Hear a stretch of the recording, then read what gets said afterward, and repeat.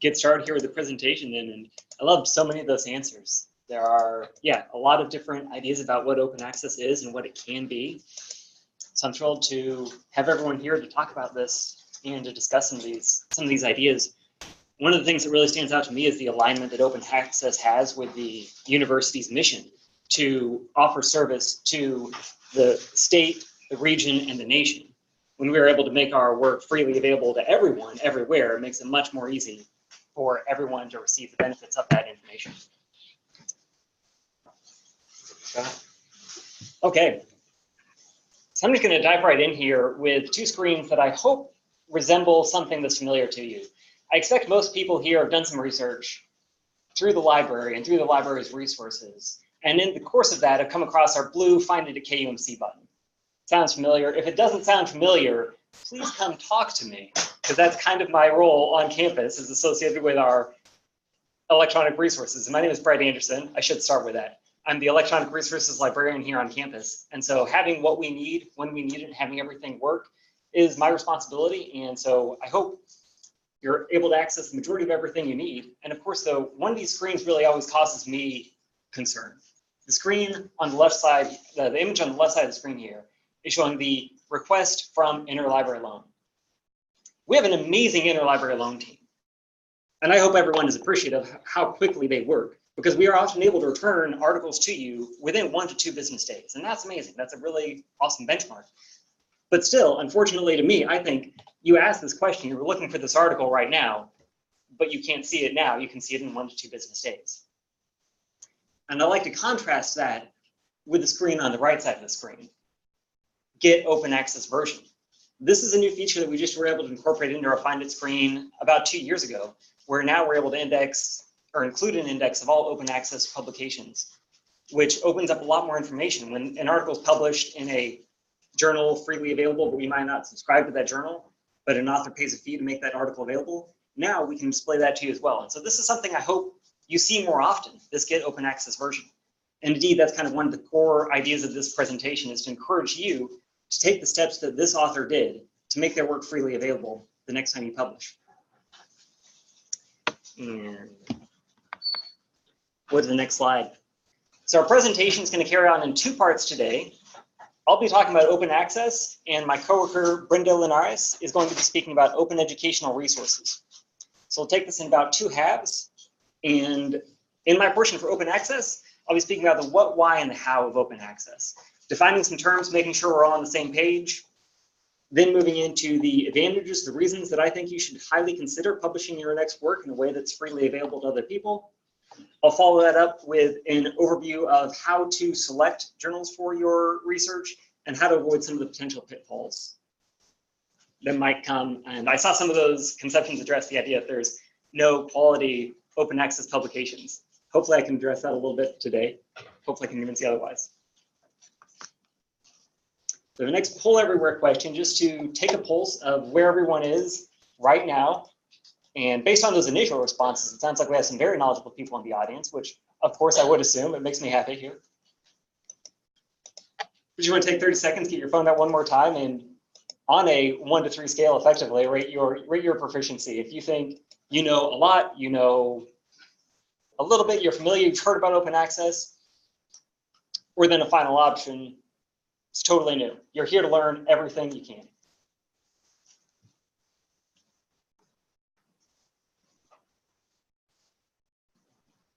Outstanding.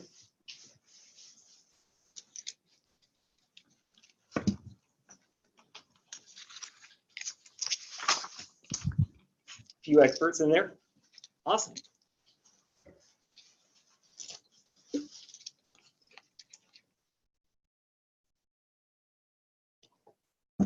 Well, that's neat. That's, I guess, again, it aligns with kind of what we saw in the initial responses about just what comes to mind. And so with that, I hope, we'll allow some time for questions. I'll try to hold most of those heavy-hitting questions towards the end of the presentation to make sure that we each have an opportunity to get through some of this content. But by all means, if you think you have a stumper, give you the chance to throw it out. And so let's move on to, for those of you who said this is totally new, I'd like to start out with the big idea of open access. Essentially 3 parts. Open access, and this is according to Peter Suber. He's a director of the Harvard Open Access Project, so a very reputable name in the open access arena. And his first sentence to define it is effectively 3 parts. It's free, online, and free and unrestricted. Open access publications, ideally, are available to anyone with an internet connection. And how this is going to be made possible is, of course, through the author's work to ensure that it can be published in that accessible manner. There are 2 primary types of open access publications that we're going to talk about today. The first is open access journals, and the second will be self-archiving in a subject-based repository. So to start with open access journals, and we'll get that image up. This is hopefully going to, some of these things, some of these titles are going to look familiar to you, I hope. I saw someone's comment was PubMed Central is what comes to mind when they think about open access. And that's a great answer. PubMed Central is a institutional repository, effectively, where any work, any research that's funded by the National Institutes of Health is going to be, any research on the work that is funded by the National Institutes of Health is going to be published in PubMed Central by their public access mandate ever since 2008. And so it's kind of an institutional repository. We'll get to that next, but the journals here, and I saw some comments to the effect that maybe there weren't any reputable journals. I hope down here at the bottom we have some examples of some journals you might be familiar with. PLOS Medicine and all the other PLOS series of titles. PLOS Medicine actually has an impact factor of, I think, 11 or 12 in the past year, which is very reputable. Of course, many of the PLOS series of titles have impact factors in the 2 to 4 range. The Frontiers series of titles, you might have heard of Frontiers in Cell Biology, Frontiers in Neuroscience, Frontiers in Immunology. Those journals are often in the 2 to 4, 2 to 5 impact factor range. And so definitely there are some reputable options. But I need to step back and really define what is an open access journal. And this will be something that I hope is very analogous to those of you who are familiar with regular journals. As an author, how many people have published something, anything, with a traditional journal? I'm thinking quite a few hands, right? You give your article to the publisher, your publisher takes it, works their magic, shepherds it through the peer review process, and then polishes it up with some copy editing, some typesetting, gets it ready for final publication, that final PDF that they're going to make available to everyone else. In the traditional model, no money is changed hands between you and the publisher. The publisher seeks payment for their work after they've completed the work. They seek that payment from the people who want to read the article, from the consumers of that research article. The open access journal's key difference is that the payment for the publisher's work will come from the author. Just to sink in, it is a little bit of a radically different business model, but one that critically allows the work to be freely available to everyone who wants to read it. All the consumers of the article have free, unrestricted online access anytime because of the work that the author has done to make that possible.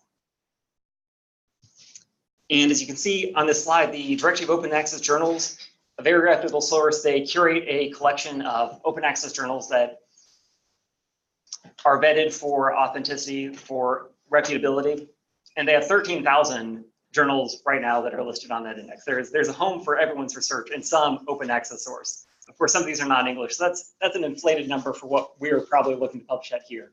In any case, just the point, there's a lot of options available. The next thing I want to talk about, the next large format of open access publications that I want to talk about, and it sounds like this might also be new to some people here, is the idea of self-archiving in a repository. Another word that might come to mind when you hear that is preprints.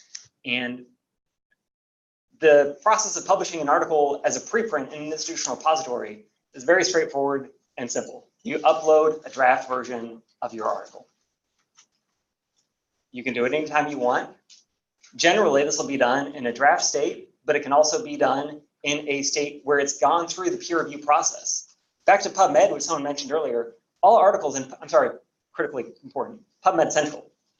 All articles posted in PubMed Central have gone through the peer review process. That's the final version of the manuscript, with the exception that it doesn't have the copy editing or the typesetting to make it a final pretty PDF. But otherwise, the core heart of matter is present there in that article that's in the PubMed Central repository. Many journals will allow you to do this, to submit your work after it's gone through the peer review process to a repository. And what that does is that offers the same benefit as or not the same, but a very similar benefit as publishing your work in an open access journal. That benefit being anyone who wants to read that work can have free instant access to that article. Another one of the key things to sell you on the idea of preprints as a valid option is the idea that it's free. Preprint repositories are often funded by other institutions. Here we have one of the most established ones, BioArchive, and there's a brand new one kind of scuttled off from BioArchive. I should start again there. BioArchive is a subject-based repository for anything related to the life sciences.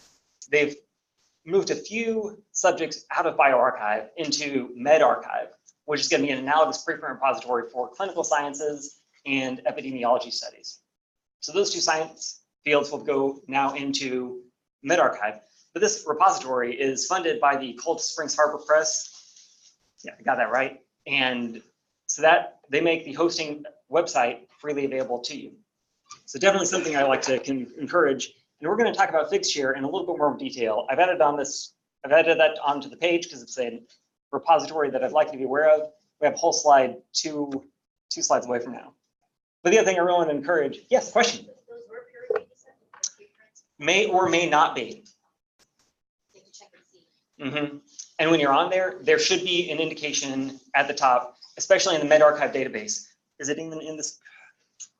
It's not on this screenshot, unfortunately, that I captured, but there's an indication that they definitely want to broadcast, especially with clinical science studies. If it has not been peer reviewed, the people who establish these repositories know that is a big deal. We definitely don't want people to be citing and publicizing these articles in the news without awareness that this has not gone through the peer review process. It's not fully vetted.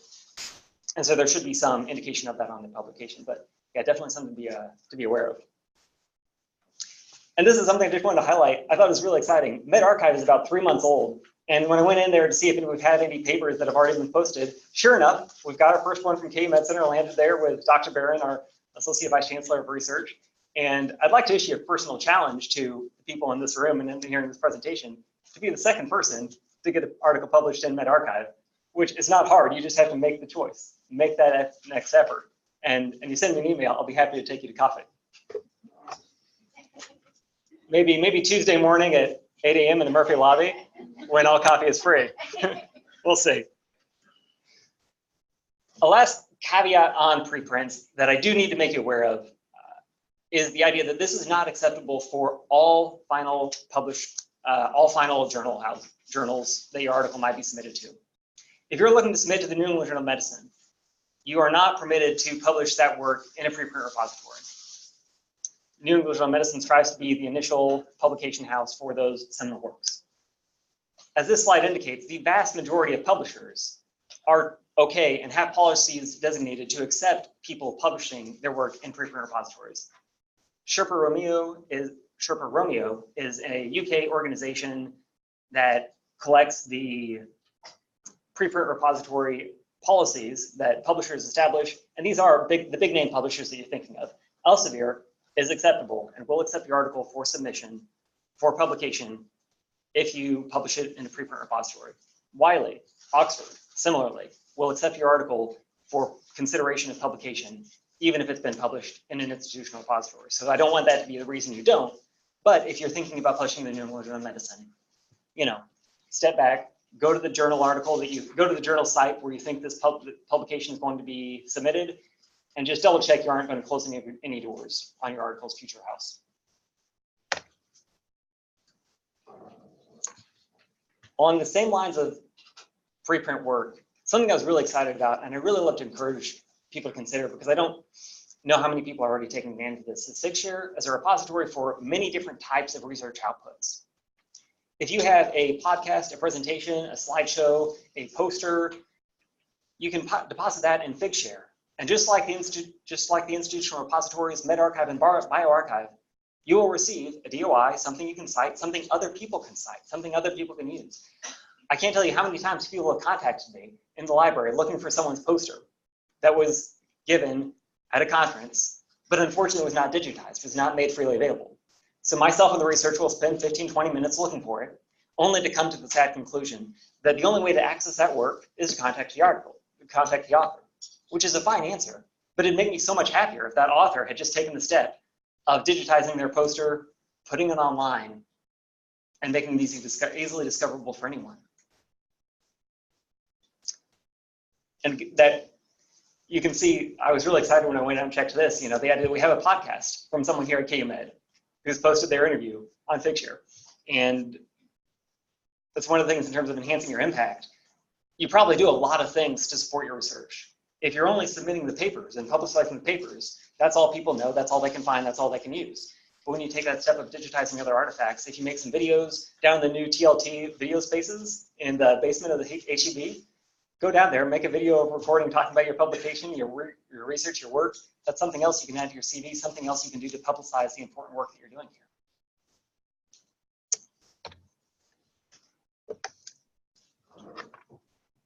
And with that, the next step, of course, is why would you do this? Why would you go and publish in an open access journal? Especially because one of the key things I mentioned there earlier when talking about open access journals is the cost that's associated with this. There are several journals that will allow you to publish your work open access for free. However, that is, I don't want to say the exception, but not what I see many people doing here.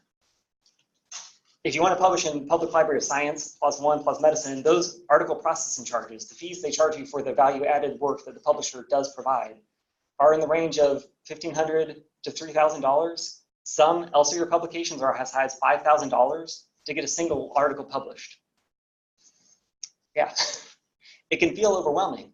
And so there are some ways we're going to talk about addressing that. But first, before I talk about how to solve it, how to pay for it, I want to tell you why it's worth it to you, why it's worth going through that hassle.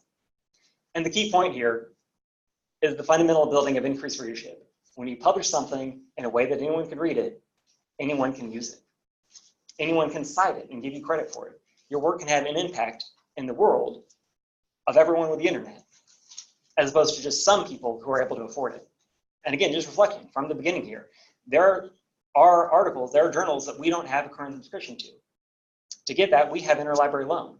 Fortunately here, interlibrary loan is free to you, but there's so many more places where people don't have the time, don't have the funds to get that content. And so what are they going to do? They're probably just going to go find another work. Or they might email you and ask you for a copy of your article, which is fine. But wouldn't it be better if they could just get it? I think so. And the other thing to really highlight how this impacts you, how this helps you personally, is the idea of the citation influence of being in an open access publication. Several studies find that if you are published in a way that anyone can find your article, people are going to cite that article. People are going to use your research more frequently. The first research article cited down there found a 7% advantage comparing open access and traditional subscription-based articles. The second did a study of a postgraduate medical education journal and found that when they flipped the journal to become an open access publication, they found like a 3-fold increase in the number of citations some of those older articles were going to be able to receive. And intuitively, it makes sense. If people can see it, people can cite it. If they can't see it, they might just find something else. There's a second category. We're kind of bouncing back and forth, but I hope it's okay to follow along. The idea of the open access journal is one approach, and then the self-archiving is the other approach. The benefits here, starting from the same place. Anyone can read it. But the other key things that I think are important to point out here with preprints, benefits to you, the researchers, is the idea that when you publish in a preprint, right then from that point, you have something you can put on your CV, you have something that other people can cite, you establish your priority of having done this work, made this discovery, you have your credit, and you can go and broadcast that and display that to other people, and people can actually see what you've done, instead of having some article that you've been working on tied up in the peer review process for, in some horrendous cases, 6 months, far too long to have something just locked up and isolated. When you make it available as a preprint, you can start growing on that instantly. I think the turnaround time from a submission to a DOI is 2 days with BioArchive and MedArchive. I think Figshare is probably similar. The other benefit that I'd like to highlight is the idea of feedback that you can get when you publish something in a preprint. The theory is it opens the door. If you're in a traditional journal, you have peer review from 3 reviewers. If you make your work available in the preprint repositories, anyone can give you feedback on that. You can send it to anyone, they can give you input, and ideally, the bioRxiv repositories are working on ways to further grow that community of people who are providing feedback to further improve the peer review process to make it so it's going to be a lot better, but that's still a little fresh and unfolding. So if you want more details, I think there might be another presentation in the future. With that, a quick show of hands questions. No need to get the phones out for this, but at this point in the presentation, are you considering publishing your next work in an open access journal? Waffle hands, proud hands. I'll take it as I can get, and I appreciate that. And the next one, oh, I went by Brenda Linares, it changed. I guess I didn't make it change. A slide mishap there. The next question I wanted to ask is how many of you are willing to say you're at least willing to consider publishing your next work in a preprint server? At least maybe considering depositing your work in a preprint repository. I see some quick proud hands and a few. Oh, I went the wrong order. Thank you. So you're reading me. I'm trying to go from what I thought in the typical order. In any case, I'm happy to see there are several people who are at least considering these avenues for the next house for their research, the next place they want their research to live. And to that effect, the final portion of my speech is going to be on the approaches you can take to publish. How can you get your work into a reputable, trustworthy, open access journal? One of the most common concerns I hear is if I'm giving money to someone to publish my article, what's going on there? Are they just taking my money and not going to actually offer any value-added services? And they just have a cash printing machine where people give them money to have a website? No, we definitely want you to avoid that. And it's, I think, pretty straightforward to follow the Think, Check, Submit protocol and safely avoid any of these non-reputable, non-trustworthy publishers. The key rules of thumb are simple. If you've heard of it, if you're reading this article, you're probably reading something that's not garbage. I trust you're all able to do that, to select those things appropriately. So if you and your colleagues are reading this journal, it's probably safe. If you're able to easily contact the publisher, if you go to the website, it looks good, it looks valid, you're probably right. But the final rule of thumb that I'd like to encourage people to check is the directory of open access journals. I showed you that slide in the beginning. They have all journals go through a vetting process to ensure that those journals are actually reputable organizations. Those publishers are offering value-added services. They're actually engaging in peer review, not just doing lip service to the improvement of your article. And so the directory of open access journals is going to be a critical thing that I encourage you to look at. And of course, if you have questions, if someone's asking you to publish your article in their journal, and you think this seems shady, call a librarian. We're there all the time, excited to help you. Definitely want to clarify something. And the next thing I alluded to previously was how do you pay for it? Getting an open access journal, there is money. Free for a preprint, but in many of the open access publications, there might be money that needs to be changed hands. And what are the ways to address that? The goal, I hope, for everyone, is to start working those publication costs into your grant proposals. Increasingly, funders are expecting you to publish your work in an open access method. I mentioned the National Institute of Health requires work to be deposited in PubMed Central. The Bill and Melinda Gates Foundation was another foundation that people just mentioned, is going to require all work to be made instantly freely available. That will, in many cases, require open access charges. They will expect, correspondingly, I hope, that you are going to request support for that funding. The next thing, if you don't have a grant, if you've already spent that grant money, the next suggestion is to ask for a fee waiver. Many of the publications, many of the open access journals have it. Simple and straightforward. You're welcome to do it. Worst they can do is tell you no. Of course, take advantage of any society discounts. Just heard from a gentleman recently who received a 50% off price on the publication because he was a member of the society of the journal he's publishing in. Might be worth the price of a membership for a year at least. And finally, the other thing I'm really excited to share with you is the open access fund that we have available here on campus. In coordination with the Lawrence Libraries and with funding from the Associate Vice Chancellor of Research here and the provosts at KU Lawrence, we have $25,000 a year that we're able to distribute across both campuses to support people here who are seeking support for their open access publications. We have some people in this room who have requested funds, I believe been awarded, and it is something that we're thrilled to do. You might have seen this banner on the homepage of the library website. If you haven't, check it out. It's an easy 5-minute form. We review those applications every month. And again, if you have questions, please let me know. With that, I will pass the next part of the presentation over to my coworker, Brenda. I'll watch for any big questions to be held till the end, but keep them in mind.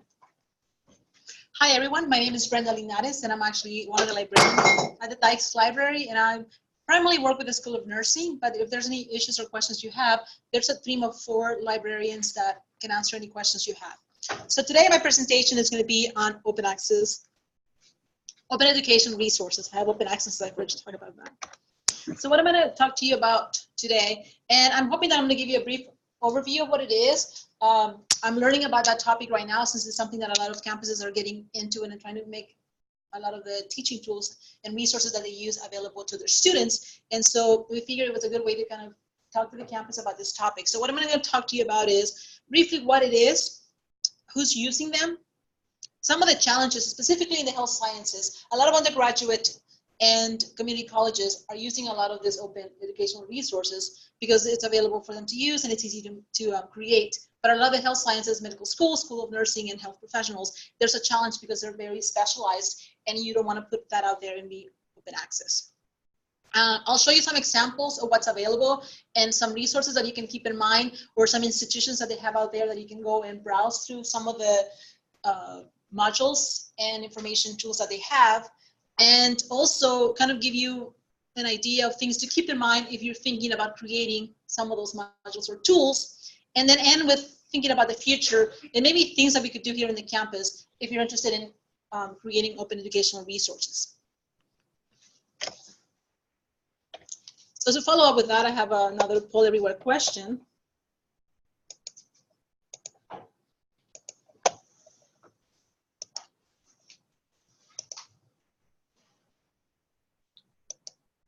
If you can tell me, how knowledgeable are you about open educational resources, just to have an idea of the people in this room?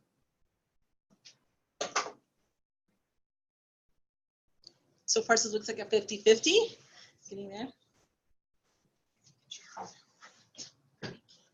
And I have people in Zoom, so make sure they can see the screen.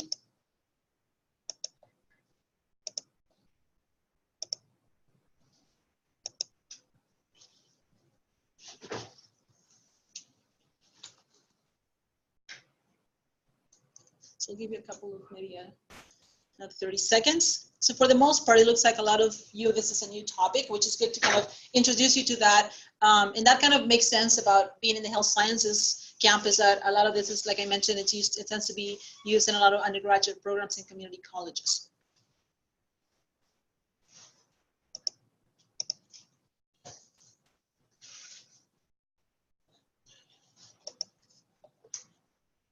So what is an open educational resource? The term was kind of brought up and introduced in 2002. And what that means is basically it could be teaching and learning and research resources that are open and available out there for people to use. And for the most part, they can be repurposed and used by the people, and it's part of the intellectual property.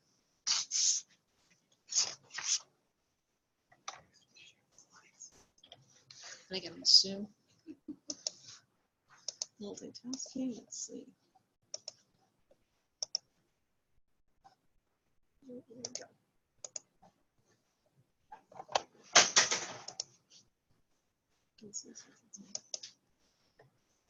So I just tell you briefly what it is, and then what is an open, it could be either full courses, it could be maybe partial materials out there, it could be modules that people have created, textbooks that are open access, even videos about a specific topic, tests, software, any other tool or material that people can actually use out there.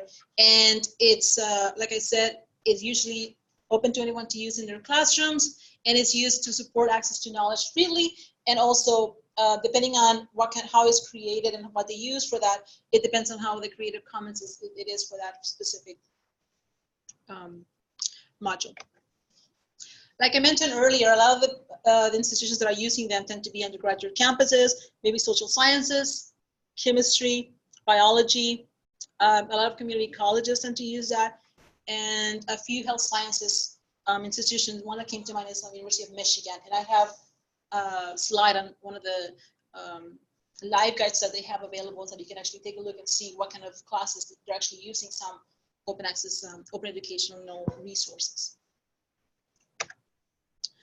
So why use OERs? Like I said earlier, it's free, it's legal to use, and a lot of the times when we think about our students, a lot of the textbooks and resources that they have to purchase for their classes tend to be very expensive. So this is a good way for them to go out there and be able to use these resources that they don't have to pay for. And they tend to be very tailored to their needs and specialized usage for the class.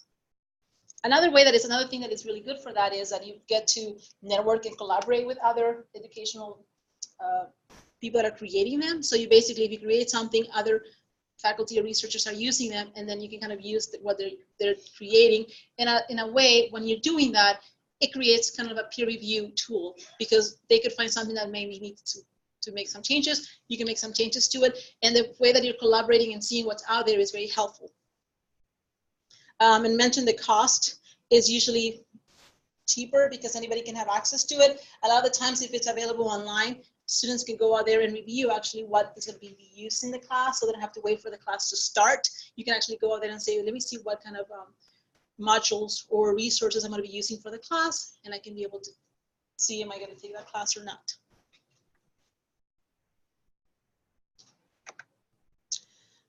Benefits of using open educational resources.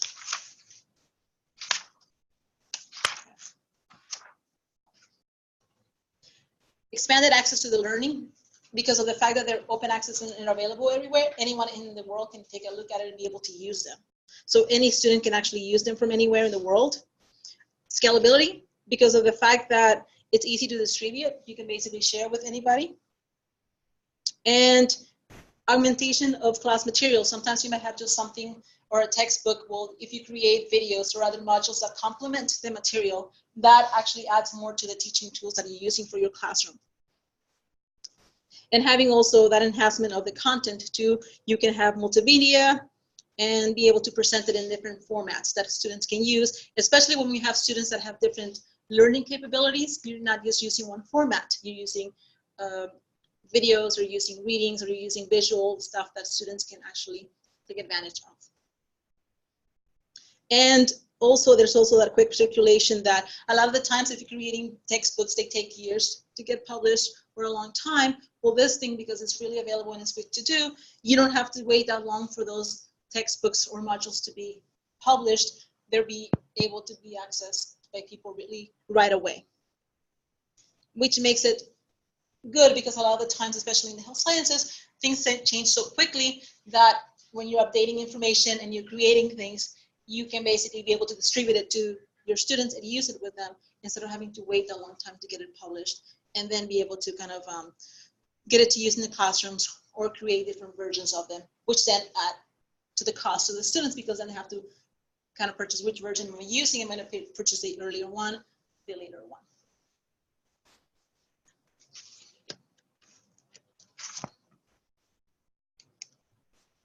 I mean, there's also some disadvantages. You have to think about the other side of the story. Sometimes, and the thing is, I mentioned there's a lot of them that could be peer reviewed. There could be some out there that you can automatically just create an account and be able to use that source. And so maybe some of the information might not be accurate. So you want to make sure that if you decide to use something that is out there and available, that it's peer reviewed. Or depending on what you're using, if you're not using an electronic textbook, or if it's a module that it's online, you might not have that interaction with the student. So that lack of interaction with a person could create some type of there's not that connection with that professor or the person teaching it. So therefore you don't have that connection with them. Something else too, it could be also language barrier. A lot of the material that's out there, it's in English. If you want to make it accessible to other countries or other places, it's not available in other languages. Or technology issues, depending on what software you use, the students might not have access to that, or maybe their internet access is low and therefore they're not able to use it to the fullest. And also something you have to make sure you're careful with, specifically here when it comes to fair use, is what kind of content you're including in that OERs, and making sure that you're using it's fair use and you're not violating any copyright. And of course, I mentioned that you can also be able to change it and make it available right away if you're adding new content. But on the other side of that too, it could be that you don't have the time to create new material, and so sometimes it could be hard to sustain it and keep it and updating with new information. So you always have one or the other side of what's going on with those resources. There's also a lot of challenges when it comes to open education resources, as we noticed in this room. Not that many people know about it. A study that was done in 2012, they basically only 8% of the faculty that was included in the survey actually stated what it was, that actually knew what it was. And so one of the things that challenges is kind of educating people about them and how to use them and what they are. And going back to the health sciences, I mentioned that a lot of community colleges and undergraduate programs use a lot of OERs. The health sciences tends to be a challenge because a lot of the topics that we teach or the faculty teach on is very specialized, and therefore a lot of the resources that they use tend to be the ones that could be potentially really hard to recreate and make it available to everyone to use. And in some instances, based on some of the readings that I did, was there could be a lack of motivation and maybe lack of support from the different institutions, because why do you want to spend time creating something that is accessible for everyone when you can just purchase what it's available? We don't have to kind of reinvent the wheel. There's something already there for you to use. Just use that. And so kind of like that challenge of going back to what Brad was saying about open access and having everybody have access to it. Do we want to have that or just use what it's paid and it's out there? And then the thing is, depending on the kind of open educational resources you want to create or use, you need to learn about them, some of the limitations, some of the resources, some of the tools available to create them. And so there's some time and commitment that you have to put into it to be able to want to be able to use them and create them for your classes, and also to be able to expand them and have other people use them. So I'm going to kind of go briefly on some things that I found there, and I have screenshots of what the websites are, and I would recommend you going more into it and exploring them more into detail and see if they have any tools or maybe resources that you could potentially be able to use.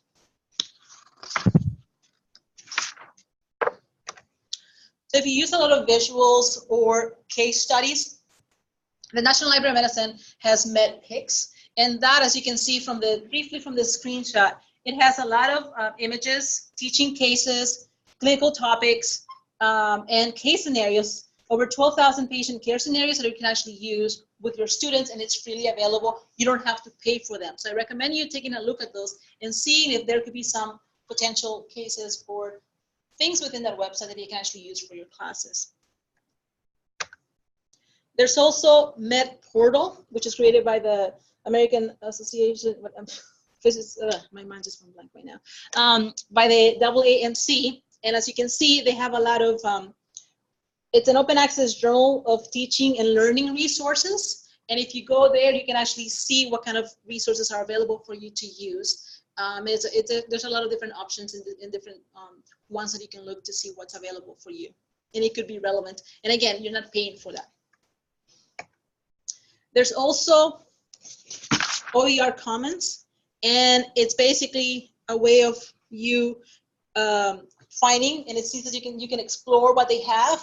You can also create and collaborate with other faculty and researchers on creating OERs. And they actually have, as you can see in the middle, resource builders, lesson builders, and module builders. So if you're thinking about a way of maybe brainstorming and ideas of a resource out there available for you to create something, this could be a good website to check out and see tools that they have available for you to create modules, but also to see what's already out there that people, when they create them, they make them available in the website so you can use them for your classes, but also learn, and maybe you'll find collaborators from other institutions that you want to work and partner with that could potentially be teaching the same classes.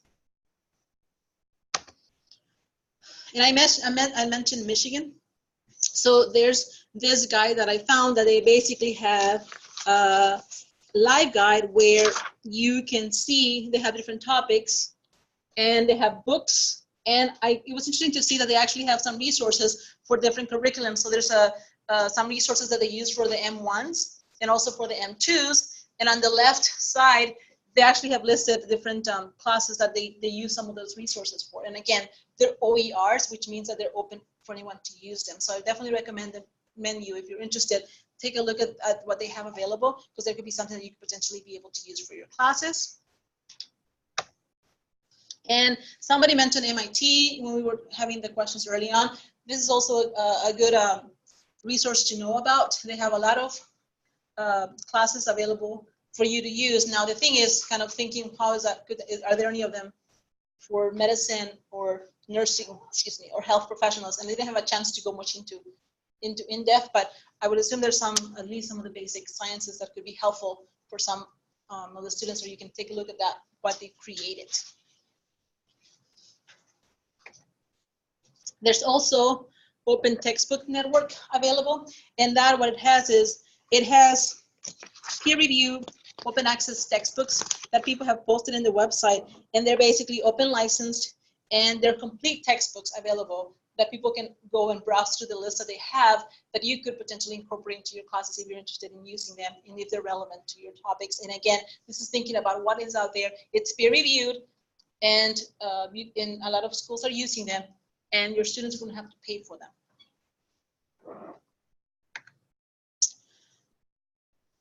Now, a lot of the time when it comes to creating those OERs, you have to put some time and effort to being able to create them. So this is like a kind of like a list of things to keep in mind, not just to create them, but also if you find something out there and you want to evaluate it and see if this is relevant to what you need it for. There's a couple of checklists, as you can see, and I'm hoping that we can share these slides with you, but you can see some like there's rubrics and things that you can follow through if you find something online and you want to explore it and see if is this a legitimate OER that I can use with my students. And so I recommend you taking a look at that. I also went in to see that the KU Libraries at Lawrence, they actually have an initiative and a grant that they're doing. And I know that this is particular more for the Lawrence campus, but this could be something that we can explore here on campus and seeing how the interest is in the KUMC campus. But they actually have an initiative, and I remember hearing about it because I'm in a committee that I participate in, and they were talking about the fact that they actually have this grant money that they provide to some of the departments based on what kind of resources they adopt to their programs. As you can see, if they adopt an existing open textbook, or maybe an existing open educational resource, or anything like that, or they even create an open educational resource, they have a certain amount of money. So I thought that that was something that is interesting that they're doing. But again, going back to the beginning, and I always emphasize, a lot of it has been done with the undergraduate programs. So just giving you a brief overview of what open education resources is.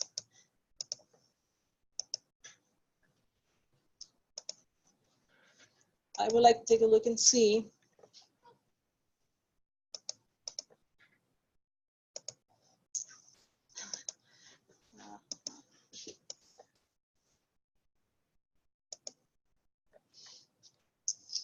One second. How, based on what I gave you a brief overview of open education resources, would you consider using them?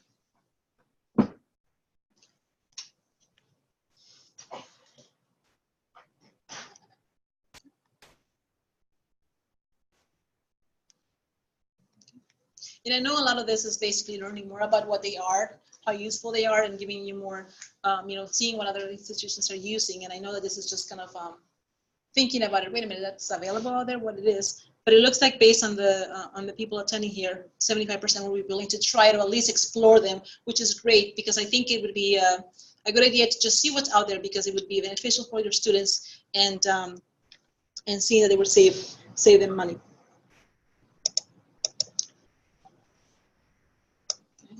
Here.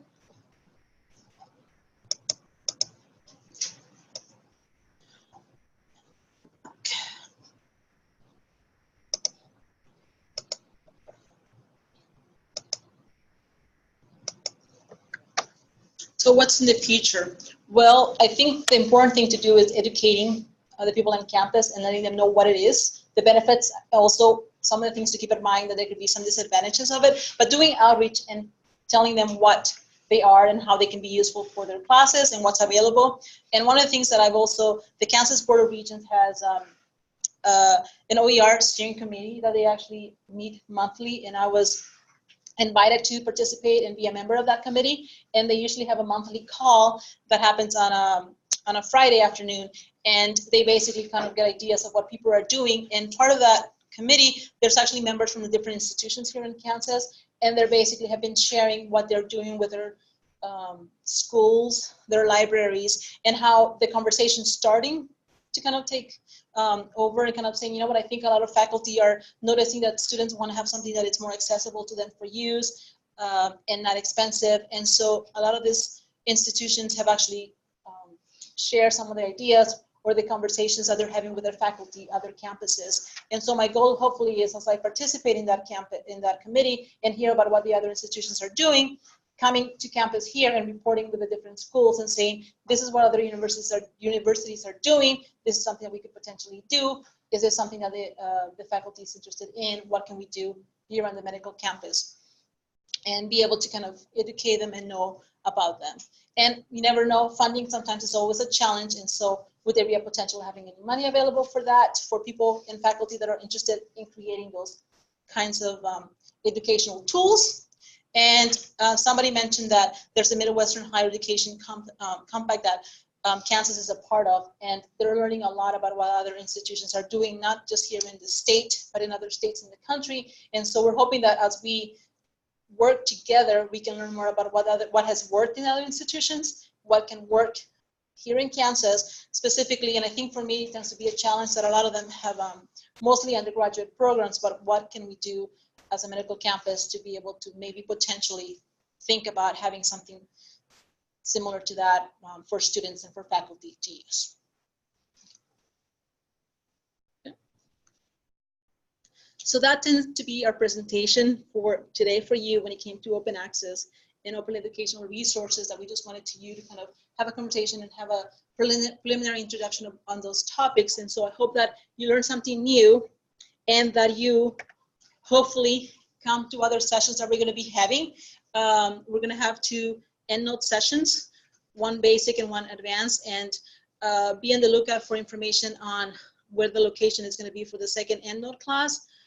But the first one on November 12th is going to be an HEB. And then in December, we're going to have a session on author profiles and research impact. So I recommend you keeping an eye for those. And if you go to the website there, we basically keep updating with information on the location and how to sign up for the classes. So be on the lookout for that.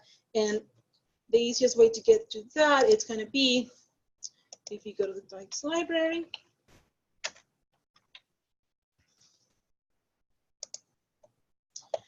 If you see this on the page and you click for more, you'll see that we have the information for the classes. And we already have the Zoom link and the registering information for the class today, but we're hoping to add more updated information for the rest of the classes so you can register for them or know the link to see them through Zoom.